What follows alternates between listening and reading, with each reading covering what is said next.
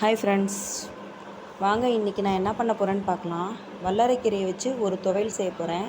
இது குழந்தைங்களுக்கு ஞாபக சக்தி அதிகரிக்கிறதுக்கும், பெரியவங்களுக்காக இருந்தாலும் சரி குழந்தைங்களுக்காக இருந்தாலும் சரி சளி, ஜுரம், உடம்பு வலி இந்த மாதிரி பிரச்சனையெல்லாம் சரி பண்ணிடும். வாங்க அதை எப்படி செய்யலான்னு பார்க்கலாம். அதுக்கு தேவையான பொருள் என்னென்னு பார்த்தீங்கன்னா, கொஞ்சோண்டு தேங்காய், 3 பட்டை மிளகாய், 3 பல் பூண்டு, மிளகு கொஞ்சோண்டு, கருப்பு உளுந்து, கடலைப்பருப்பு, இதெல்லாம் ஒரு ஸ்பூன் எடுத்துக்கணும். ஒரு கட்டு கீரை, வல்லரைக்கீரை, மல்லி, கருவேப்பிலை, இது எல்லாமே நல்லா வதக்கிடணும். வதக்கிட்டு நமக்கு தேவையான அளவு உப்பு போடணும். கொஞ்சம் புளி சேர்த்துக்கணும். அதில் சேர்த்துக்கிட்டிங்கன்னா ஒரு 2 நாளைக்கு வச்சு யூஸ் பண்ணலாம். இதை அரைச்சி நம்ம குழந்தைங்களுக்கு கொடுத்தோம் அப்படின்னு சொன்னிங்கன்னா, சாதத்துக்காக இருந்தாலும் சரி, தோசைக்கு, இட்லிக்கு, இதுமாதிரி எதுக்கு வேணாலும் தொட்டுக்கிட்டு சாப்பிட்லாம். சூப்பராக இருக்கும்.